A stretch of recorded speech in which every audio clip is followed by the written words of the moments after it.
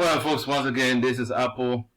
And as you can see, we've been saying for the past days that stocks don't go up forever. And today, it lost almost 4%, alright? And so, we expected it to retest this support. Once it broke through this resistance, we expected it to come back and retest it. And there you have it today.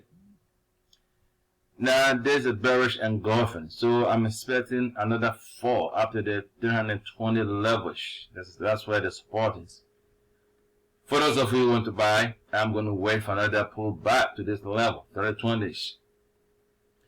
And then you want to buy and ride it as far as you want it to be.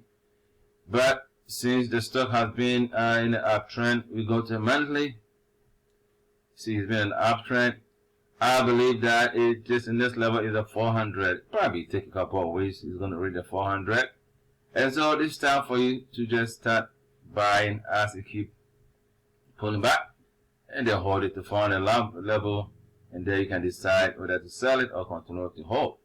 It's a good company, and this stock will continue to grow and increase.